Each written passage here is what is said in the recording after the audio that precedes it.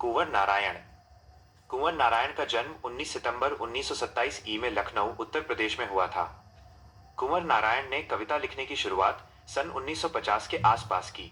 उन्होंने कविता के अलावा चिंतनपरक लेख, कहानियां और सिनेमा तथा अन्य कलाओं पर समीक्षाएं भी लिखी हैं, किंतु कविता उनके सृजन कर्म में हमेशा मुख्य रही। उनकी प्रमुख रचनाएं हैं चक्रव्यूह, परिवेश, हम तुम, अपने सामने कोई दूसरा नहीं, इन दिनों, काव्य संग्रह, आत्मजयी, प्रबंध काव्य, आकारों के आसपास, कहानी संग्रह, आज और आज से पहले, समीक्षा, मेरे साक्षात्कार, साक्षात्कार आदि। कुंवर नारायण जी को अनेक पुरस्कार एवं सम्मान प्राप्त हो चुके हैं, जो इस प्रकार हैं: माइनस साहित्य अकादमी पुरस्कार, कुमारन आशान पुरस्कार, व्यास सम्मान, प्रेमचंद पुरस्कार, लोहिया सम्मान, कबीर सम्मान आदि। कुंवर नारायण पूरी तरह नगर संवेदना के कवि हैं। विवरण उनके यहाँ नहीं के बराबर है, पर वैयक्तिक और सामाजिक ऊहापोह का तनाव पूरी व्यंजकता के साथ प्रकट होता है। आज का समय और उसकी यांत्रिकता जिस तरह हर सजीव के अस्तित्व को मिटाकर उसे अपने लपेटे में ले लेना चाहती है, कुंवर नारायण की कविता वहीं से आकार ग्रहण करती है और मनुष्यता और सजीवता के पक्ष में संभावनाओं के द्वार खोलती है।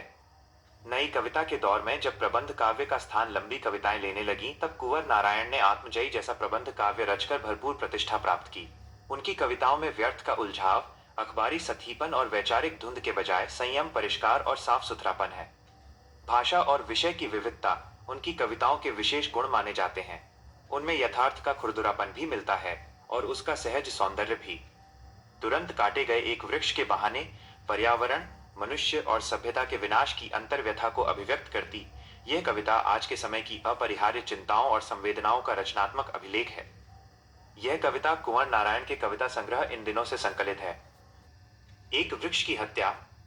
अब की घर लौटा तो देखा वो नहीं था, वही बूढ़ा चौकीदार वृक्ष जो हमेशा मिलता था घर के दरवाजे पर तैनात। पुराने चमड़े का बना उसका शरीर, वही सख्त जान, झुर्रियोंदार, खुरदुरा, तना मैला कुचैला, राइफल सी एक सूखी डाल, एक पगड़ी फूल पत्तीदार, पांवों में फटा पुराना जूता, चरमराता लेकिन अक्खड़ बलबूता। धूप में, बारिश में, गर्मी में, सर्दी में, हमेशा चौकन्ना अपनी खाकी वर्दी में।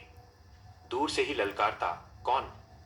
मैं जवाब देता, दोस्त, और पल भर को बैठ जाता उसकी ठंडी छांव में। दरअसल शुरू से ही था हमारे अंदेशों में कहीं एक जानी दुश्मन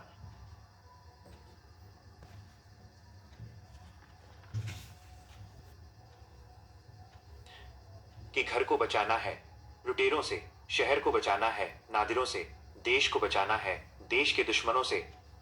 बचाना है नदियों को नाला हो जाने से, हवा को धुआं हो जाने से, खाने को जहर हो जाने से। बचाना है जंगल को मरुथल हो जाने से, बचाना है मनुष्य को जंगल हो जाने से।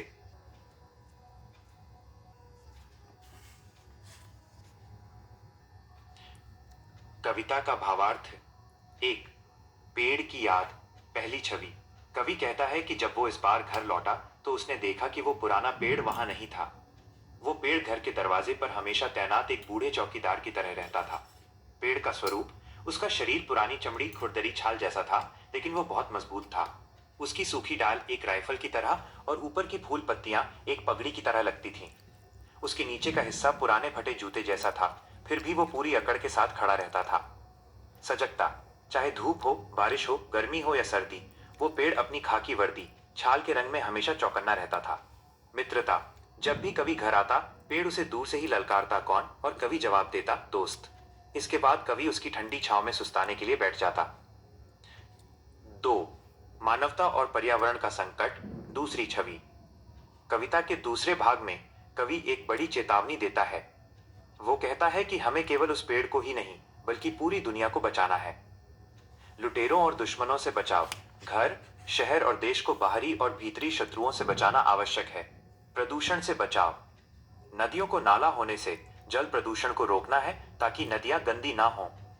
हवा को धुआं होने से वायु प्रदूषण को रोकना है ताकि हम जहरीली हवा में न जिएं। खाने को जहर होने से रसायनों और प्रदूषण के कारण हमारा भोजन जहरीला हो रहा है, उसे बचाना है।